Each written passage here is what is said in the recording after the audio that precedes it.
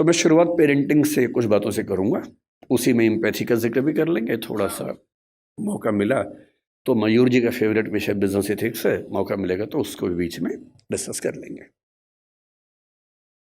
मैं क्योंकि अध्यापक हूँ और बच्चों से बात ज़्यादा करता हूँ, अक्सर मैं जब क्लास लेता हूँ तो बच्चों की संख्या अच्छी खासी होती है और ये बहुत चुनौती होती है कि उनको 3 घंटे 6 घंटे 8 घंटे बिठा के रखना। हमारी क्लासेस में बच्चों को ये छूट है कि वो जब चाहें उठ के जा सकते हैं। मेरी क्लास में विशेष रूप से और भी छूट है, वो सो भी सकते हैं क्लास में, मैं उनको कभी नहीं रोकता हूँ। इतना ही कहता हूँ कि नींद आए तो कोने वाली कुर्सी पर चले जाए ताकि दीवार पे सिर लगे तो ज़्यादा चोट ना आए, ऐसे सिर पे झटका आ सकता है। वो मेरी क्लास में खा भी सकते हैं। मैं खुल के बोलता हूँ कि मेरी क्लास में आपको बिल्कुल नहीं सोचना है, खाने का मन करे खाते रहो, नींद आए सो जाओ, उठने का मन करे उठ के चले जाओ, मुझे कहीं कोई दिक्कत नहीं है। अगर आप मेरी क्लास में उठ पा रहे हैं, खा पा रहे हैं, तो ये मेरा फेलियर है, आपका नहीं है कि मैं आपको रोक नहीं पा रहा हूँ। तो इसी बहाने मुझे फीडबैक भी मिलता रहता है कि मैं कैसा पढ़ा रहा हूँ। तो आप लोग अपना हरकतें करते रहिए और मैं अपना काम करता रहूँगा। तो बहुत ज़रूरी होता है कि उन बच्चों को बहुत शुष्क तरीके से ना बताया जाए, थोड़ा रोचक तरीके से बात की जाए।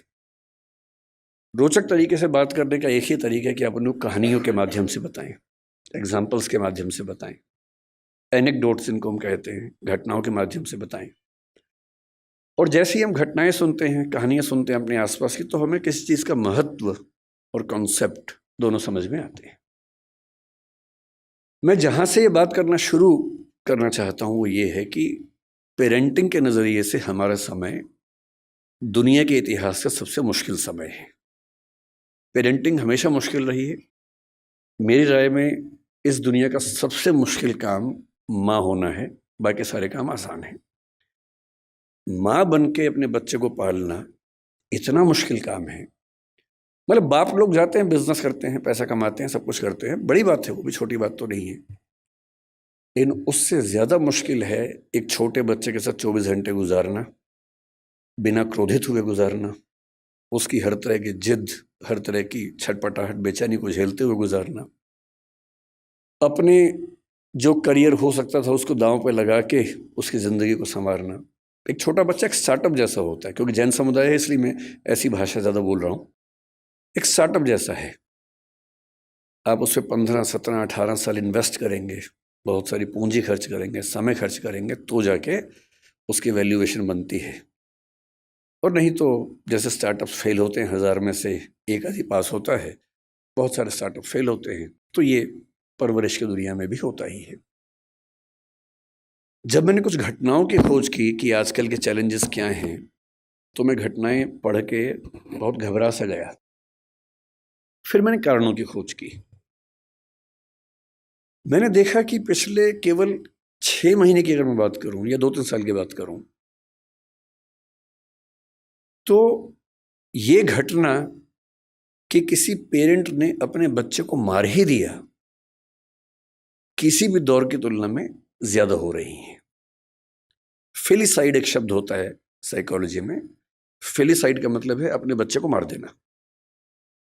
फिलिसाइड जिस गति से हमारे समाज में इस समय है, उतना किसी दौर में नहीं था। आज के ही अखबार में एक खबर मैंने पढ़ी, परसों की खबर है। कर्नाटक का एक जिला है, उत्तरी कन्नड़ बोलते हैं उसको। एक माँ अपने बच्चे से इतनी परेशान हो गई, 6 साल का बच्चा था, ठीक से सुन नहीं सकता था, ठीक से बोल नहीं सकता था, कि अंत में उसने क्या किया, परसों एक नदी में जहां बहुत सारे मगरमच्छ थे, अपने बच्चे को फेंक दिया। और जब खबर मिली प्रशासन को, प्रशासन गए, तब तक बच्चे का मतलब जो डर था वो हो चुका था, उसकी मौत हो गई थी। तो मैं सोच रहा था कि इतनी क्या बेचैनी हो गई होगी, ऐसा क्या हो गया होगा। फिर मुझे ध्यान आया कि आज से करीब 4 महीने पहले गोवा और बेंगलोर के बीच का एक केस बड़ा प्रसिद्ध हुआ था। एक महिला जो एक एआई स्टार्टअप की फाउंडर थी, सीईओ थी, उसने अपने 4 साल के बच्चे को मार दिया, ऐसा आरोप है, और वो अभी जेल में है। हम सोचते हैं कि हमारे देश में ही हो रहा, नहीं, दुनिया भर में हो रहा है।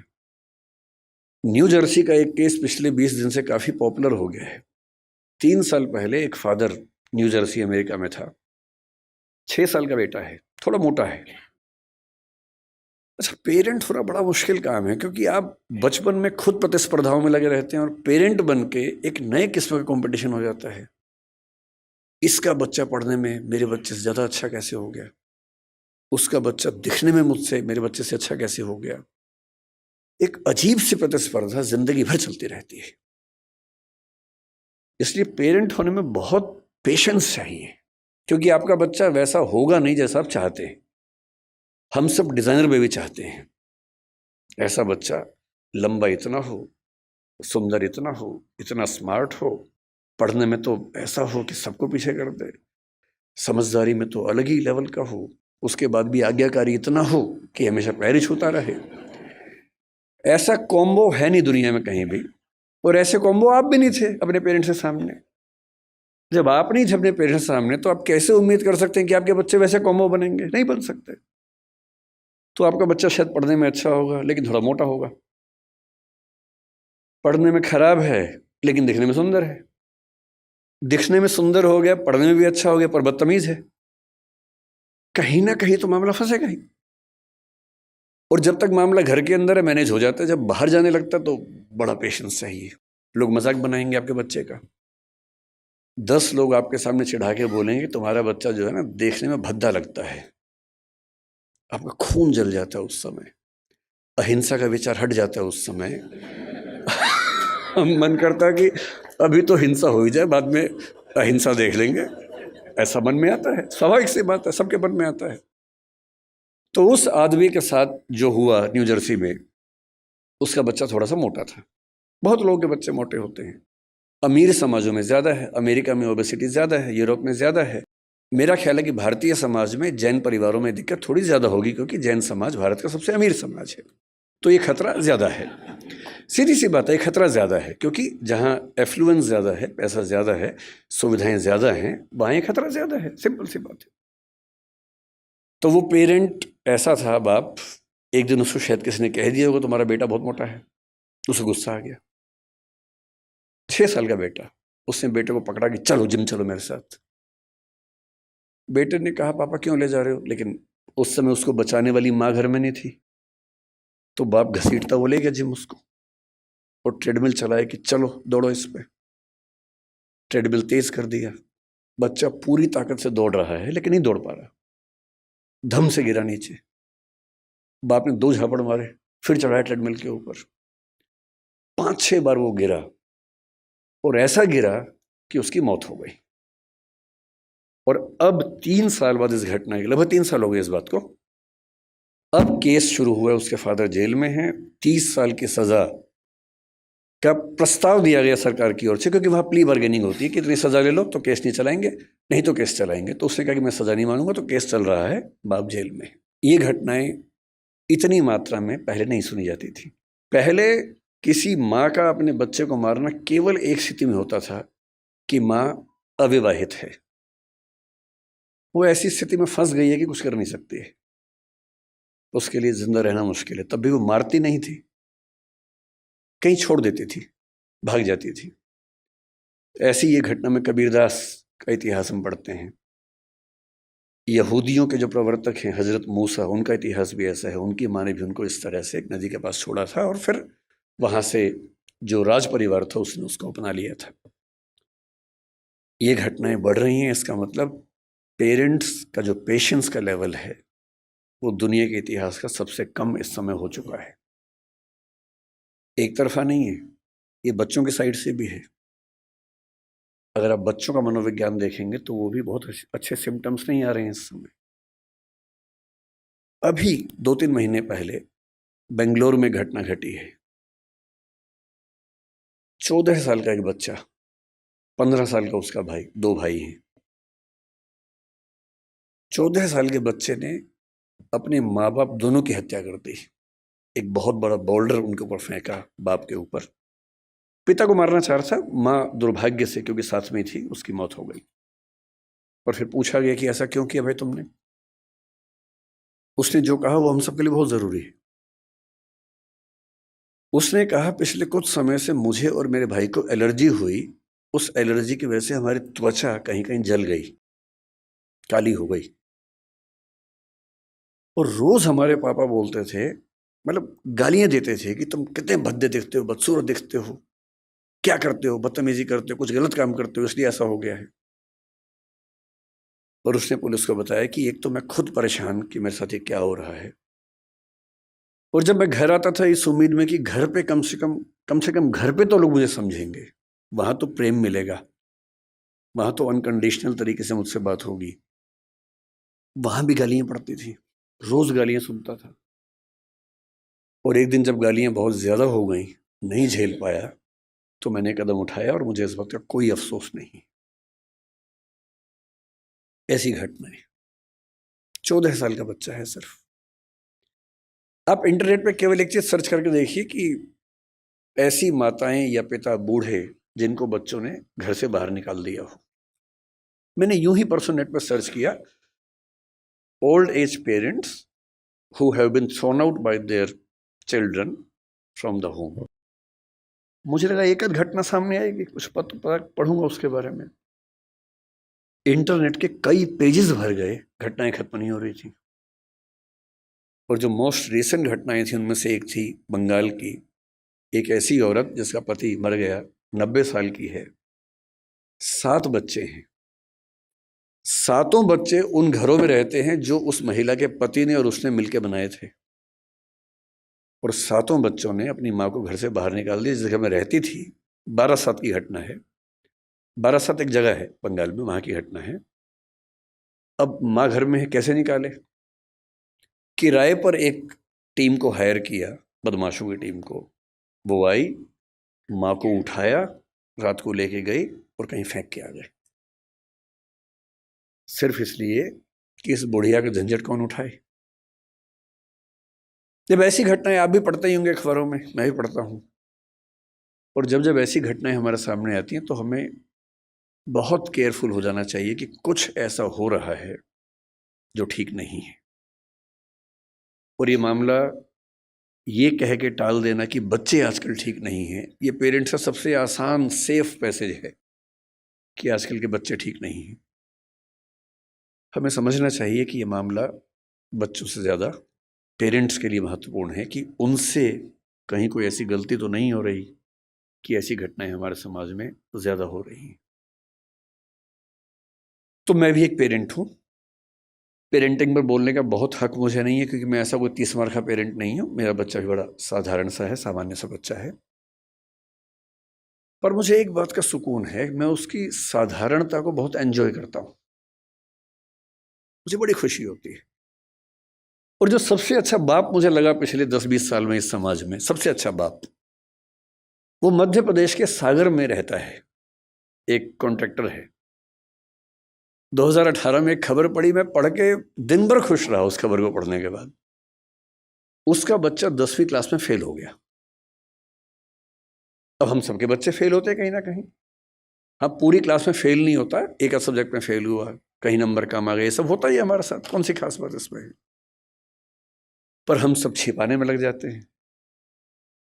हम सब बच्चों पर दबाव बना बना के उनको कोटा भेजते हैं, और फिर हम खबरें पढ़ते हैं कि एक साल में 25-30 बच्चों ने सुसाइड कर लिया, क्योंकि वो दबाव झेल नहीं पाए सफलता का। उस बाप को बड़ी चिंता हो गई कि मेरा बच्चा फेल हुआ है, उसके आसपास के बच्चे चिढ़ाएंगे, उन बच्चों के पेरेंट्स चिढ़ाएंगे, बुलिंग होगी, इस बच्चे पर दबाव ना हो जाए। उसने क्या किया, उसी दिन शाम के समय एक बहुत बड़ी पार्टी दी, सबको बुलाया, एक पार्टी है, बताया नहीं क्यों बुलाया, बच्चे को उसने बुलाया और सबके सामने बोला, ये पार्टी इसलिए है कि मेरे बच्चे ने मेहनत की थी, फेल हो गया कोई बात नहीं, मैं एकदम इसके साथ हूँ, और ये बच्चा मोटिवेशन के साथ अगले साल आपको पास होकर दिखा देगा, डरने की बात नहीं। और मैं दंग रह गया कि कोई बाप इतना सुंदर कैसे हो सकता है, इतना खूबसूरत बाप, कि मेरा बच्चा फेल हो गया, मैं तो इसको भी सेलिब्रेट करूंगा। भाई, मेरे बच्चे ने मेहनत की थी, नहीं रिजल्ट आया तो क्या हो गया, मैं क्यों एक्स्ट्रा वजह बनूं कि उस बच्चे के डिप्रेशन में जाने की, एंग्जाइटी में जाने की। और वो खबर पढ़ के मुझे लगा कि ये तो एक फिल्म बनाने लायक खबर है। आजकल मैं खबरें पढ़ता हूँ तो मुझे वो भी दिमाग में आने लग गया कि फिल्म किस तरह, क्योंकि पिछले कुछ साल मेरा वैसा एक्सपीरियंस भी रहा इस फिल्म की स्क्रिप्ट लिखने के दौरान। ट्रेनिंग ऐसी हुई कि अब हम खबर पढ़ते सोचते हैं कि फिल्म में कैसे सेट होगा, कैसे फिल्म में ला सकते हैं इस बात को। अच्छी खबरें भी है, लेकिन बुरी खबरों का अनुपात थोड़ा सा बढ़ा है। और तब मैं ये सोचने पर मजबूर होता हूँ कि क्या ऐसी वजह है। ये तो बहुत आसान बात है कि मैं कहूँ कि जो बात हमारे ज़माने में थी वो आज के ज़माने में नहीं है। अरे हमारे ज़माने के बच्चे जैसे होते थे आज के ज़माने के नहीं होते। ये तो बात हर बूढ़ा आदमी बोलता है अपने बच्चों को। आपके पेरेंट्स आपको बोलते थे, आप अपने बच्चों को बोलते होंगे, तो सामान्य बात है। लेकिन हमारी नई पीढ़ी सचमुच एक ऐसे दौर में है जो मानवता के इतिहास में आज तक नहीं आया है, और इसको हम जितना जल्दी समझ लेंगे उतना अच्छा रहेगा। हम जब बच्चे थे, हम स्कूल जाते थे, स्कूल में कुछ गड़बड़ हो भी गई तो स्कूल में बात खत्म हो जाती थी। बहुत हुआ तो पेरेंट्स के पास चिट्ठी आती थी, फिर घर में पिटाई होती थी, उतना ही मामला था। थोड़ा स्कूल में पिटे, थोड़ा घर में पिटे, मामला खत्म, बात खत्म हो गई। स्कूल में आपने कुछ गलती कर दी, चार लोगों ने चिढ़ाया, थोड़ी बुलिंग हुई, सब लोग हंसे, आपके दो आंसू निकले, ठीक है, बात खत्म हो गई। उसके बाद आप पर इम्पैक्ट किसका था? टीचर का था, पेरेंट्स का था, स्कूल के दोस्तों का था, गली के दोस्तों का था। इतनी दुनिया हमारी होती थी। हम खूब खेलते थे स्कूल के बाद, स्वाभाविक था, कुछ और था ही नहीं खेलने के लिए। हम क्या करते? खेलते ही थे। कभी क्रिकेट खेला, फुटबॉल खेला, कंचे खेले, गुल्ली डंडा खेला, सब कुछ खेला। पर खेला, घर से बाहर निकले, खेले हम लोग। जब मेरा स्कूल खत्म हो रहा था उस समय वीडियो गेम्स आनी शुरू हो गई थी। मारियो नाम की एक वीडियो गेम आई थी जिसका मैं बाद में चैंपियन बन गया था। मैंने ठीक ठाक उसमें अभ्यास किया था, और उसके लिए खेलने के लिए स्पेशल जगह जाना होता था। एक वीडियो गेम शॉप होती थी, घर से पैसे चुराने होते थे या मांगने होते थे, क्योंकि वहाँ पैसे लगते थे। पैसे इतने कहाँ से आएंगे? फिर आप वहाँ खेलेंगे, दीवानों की तरह खेलते रहेंगे। वो शुरू हुआ था। आज के बच्चों की जो हालत है, मुझे क्योंकि ऐसे बहुत सारे पेरेंट्स मिलते हैं, बहुत सारे बच्चे भी मिलते हैं। कई बच्चे मेरे पास आके जब अकेले में बात करते हैं तो कुछ ऐसी बातें बोलते हैं जो पेरेंट्स हमें नहीं बोल सकते हैं। मुझे उनके पेरेंट्स पे तरस आता है। जो घटना मैं आज तक नहीं भूल पाया, मुझे एक बच्ची ने आज से 15 साल पहले आके क्या कहा, लगभग रोते हुए, कि मैं आईपीएस बनना चाहती हूँ। मैंने कहा ठीक है, तो उसमें रोने क्या बात है? आईपीएस तो खुश होकर बनो, रो के क्यों बनना है?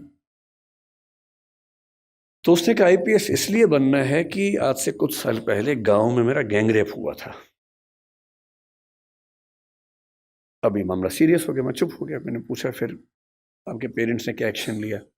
पुलिस में रिपोर्ट किया नहीं की? उसने कहा नहीं, पुलिस तो बात की बात है। मेरे जीवन की सबसे बड़ी दुविधा ये है कि मैं अपने पेरेंट्स को बता नहीं सकती, क्योंकि वो मुझ पर भरोसा नहीं करेंगे, मेरी ही गलती निकालेंगे। तो मैंने कहा तुमने बताया नहीं पेरेंट्स को? बोले नहीं, ना बताया है, ना बता पाऊंगी, आज तक किसी को नहीं बताया है। रोज घुटती हूं अंदर ही अंदर, आज पहली बार आपको बता रही हूं। और आईपीएस इसलिए बनना है कि जो मेरे साथ हुआ किसी और के साथ ना हो। और मैं तब से सोचता हूं कि वो कितने अभागे और मूर्ख पेरेंट्स होंगे जो अपने बच्चे से ये बात नहीं कर सकते। आपका बच्चा गैंगरेप का शिकार हो गया और उसमें इतनी हिम्मत है कि उस चीज को झेल गया, आपको नहीं बता पा रहा, क्योंकि उसको आप पर इतना भी भरोसा नहीं है कि आप उसकी बात सुन पाएंगे। जितने रेप हमारे समाज में होते हैं उनमें से 95% घर के अंदर होते हैं।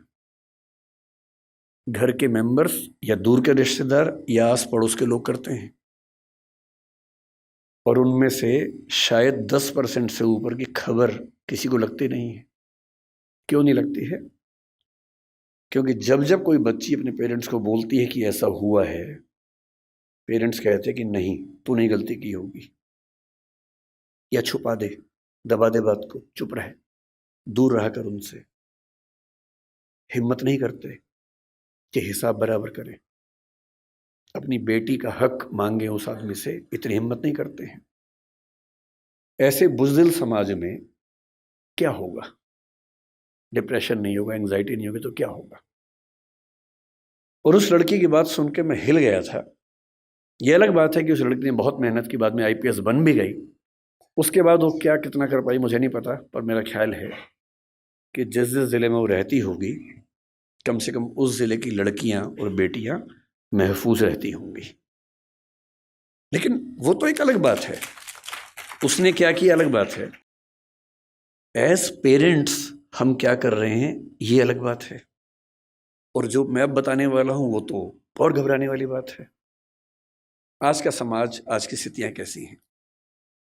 हमारे बच्चों की सबसे बड़ी उपलब्धि भी, सबसे बड़ी चिंता भी ये है कि वो इंटरनेट के दौर के पैदाइशी बच्चे हैं। हमारी जनरेशन वो है जिसने सारे चेंजेस को देखा। हम लोग दुनिया के सबसे रोचक जनरेशन के लोग हैं, जो मेरी जैसी उम्र के लोग हैं, 40-50। मैं 50 का हूँ, आप तो 40-30 के लग रहे हैं देखने में। तो मतलब जो 40-50-55 की उम्र के लोग हैं, इतनी इंटरेस्टिंग जनरेशन इस दुनिया के इतिहास में कोई नहीं है जितनी हमारी है। हम जब पैदा हुए तो टेलीविज़न आने वाला था। टेलीविज़न हमारे दौर में 1975 में पैदा हुआ भारत में। टेलीविज़न से लेकर फिर कलर टीवी, फिर वीसीआर, वीसीपी, वहाँ से होते होते फ़ोन जिसमें घुमा घुमा के फ़ोन करना पड़ता था। फिर थोड़े अच्छे फ़ोन होने लगे, वायरलेस होने लगे। मोबाइल फ़ोन पहली बार जिसमें इनकमिंग आउटगोइंग 16 रुपये पर मिनट हुआ करती थी। वो ऐसे फ़ोन बटन वाले जिनसे आप कील भी ठोक सकते हैं, ऐसे फ़ोन हुआ करते थे। कितने साल के बाद पहली बार स्मार्टफोन आने शुरू हुए, फिर पता लगा कि फेसबुक भी कुछ होता है, फिर पता लगा व्हाट्सएप भी कुछ होता है, फिर पता लगा कि रोबोटिक्स भी होने लग गया है, फिर पता लगा आर्टिफिशियल इंटेलिजेंस भी होने लगी है। और आज हम उस बिंदु पर आ चुके हैं। मुश्किल से 2 साल की बात है, मशीनें अंतिम रूप से इंसान को हराने वाली हैं, हर मामले में हराने वाली हैं। जो जो खुशफहमी हम सबको हैं वो सब खत्म होने वाली, बहुत जल्दी, मैक्सिमम 2 साल का समय है। अभी एआई आ गई है। जिस दिन एजीआई ठीक से आ गई, एजीआई का मतलब है आर्टिफिशियल जनरल इंटेलिजेंस, और एआई की दुनिया के सबसे बड़े धुरंधर सैम ऑल्टमैन ने कल ही एक इंटरव्यू दिया, कल या परसों में, और कहा है कि चैट जीपीटी 4, जिसको आप बहुत बड़ा समझ रहे हैं कि कमाल हो गया है, वो अगले 2 साल बाद हास्यास्पद मानी जाएगी।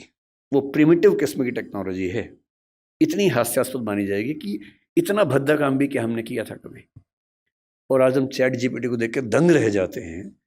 कुछ भी करना हो, फोटो बनानी हो, वीडियो बनाना हो, रिसर्च करनी हो, कुछ भी करना हो, आप चैट जीपीटी को ठीक से प्रॉम्प्ट दीजिए। मतलब मैंने कई बार ऐसा करके देखा। एक विषय पर रिसर्च करनी है, पहले मुझे दिन भर लगता था 24 घंटे रिसर्च करने में, अब 24 सेकंड लगते हैं। वो सब कुछ करके देता है। और आज से 2 साल बाद ये प्रिमिटिव होने वाला है, आदिम होने वाला है। उसके बाद तो पता नहीं क्या होगा। इस दौर में जो बच्चे पैदा हुए, जिनको जेन जी और पता नहीं क्या क्या आजकल हम बोलते हैं, जनरेशन जी है, जनरेशन वाई है, हर 5-7 साल में चेंज हो रही जनरेशन आजकल। ये किस दौर के बच्चे हैं? ये पैदा होते हैं, जैसी माँ थोड़ी परेशान है, बाप परेशान है, खट से उसको मोबाइल फ़ोन दे दिया, ये टेलीविज़न पे लगा दिया कोई अच्छा सा टीवी चैनल जिसपे वो सब आ रहा है, राइम्स आ रही हैं, अच्छी अच्छी वीडियो के साथ आ रही है, कार्टून फिल्म आ रही है। और बच्चे को पता लग गया कि एक मेरा बाप है, एक मेरी माँ है, और एक इन दोनों से ज़्यादा इंटरेस्टिंग एक और है, ये बड़ा सा, इस पे हमेशा बढ़िया चीज़ें आती हैं, ये तो कभी कभी गुस्सा करते हैं, ये वाला ज़्यादा अच्छा है। तो टीवी पे ज़्यादा उसको मज़ा आने लगता है। अब रात को सो रहे हैं, वहाँ तो टीवी भी नहीं है, तो फिर फ़ोन दे दिया, फिर बच्चा फ़ोन में। कई बच्चे आजकल ऐसे हैं जो किताब जब पहली बार देखते हैं, किताब पे ऐसे ऐसे करते हैं, क्योंकि वो जिस दौर के बच्चे हैं उनको अखबार पे, किताब पे, इतना ही नहीं, दीवार पे ऐसे करने लग जाते हैं, टेबल पे ऐसे करते हैं कि बड़ी क्यों नहीं हो रही टेबल, क्योंकि वो क्या कर रहे हैं, उसी दौर के बच्चे हैं। ये तो मज़े की बात है कि अच्छा फ़ोन है, माँ की चिंता कम, बाप की चिंता कम हो गई, फ़ोन दिया, हम मस्त हो गए। लेकिन साथ में और क्या क्या आता है। इन बच्चों का खेलने का मन नहीं करता, क्योंकि इनके पास खेल से ज़्यादा रोचक चीज़ें हैं।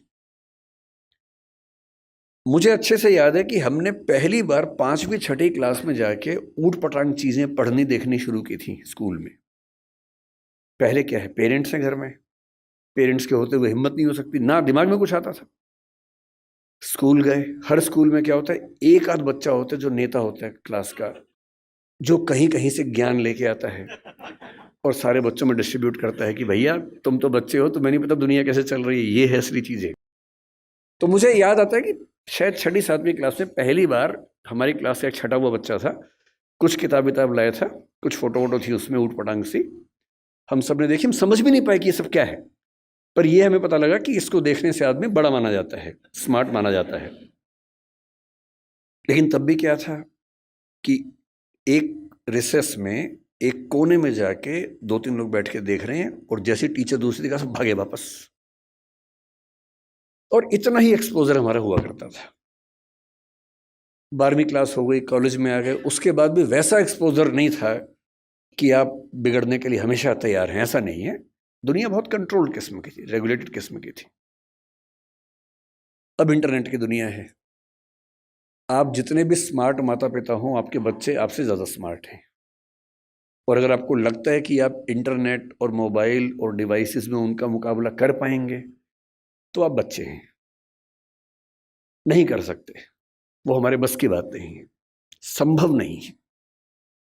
आप टाइप करते हैं मैसेज, एक एक उंगली ऐसे करते हैं, ऐसे करके आपको जैन टाइप करना है, जे, फिर देखा ए कहाँ, AIN, और वो फ़ोन पे ऐसे टाइप करते हैं सामने देखते हुए, और गलत नहीं होता है, एक एक की सही दबाते हैं। आप उनसे मुकाबला करने का सोचते हैं, आपको प्लेटफॉर्म पता भी नहीं होंगे, वो उन प्लेटफॉर्म पे जाते हैं। 5 साल का बच्चा जब स्कूल जाने लगता है, उसी समय उसको पता लग जाता है कि क्या चीज़ें दुनिया में है, जो पहले पता लगती थी 15 के आसपास की उम्र में, 13 के आसपास की उम्र में। फ़ोन आपने उसको दे रखा है ताकि हमें परेशान कम करे, फिर वो फ़ोन में पहली बार सर्च करता है कुछ, अभी उसको ये नहीं पता कि सर्च हिस्ट्री डिलीट कर सकते हैं, तो बाप पकड़ लेता है, पिटता है बच्चा, फिर उसका स्कूल का फ्रेंड बताता है कि नहीं, इनकॉग्निटो जाना है। अगली बार से बच्चा स्मार्ट हो गया है, 6 साल का बच्चा स्मार्ट है, इनकॉग्निटो में वो सब देख रहा है जो आप नहीं चाह रहे थे, और जो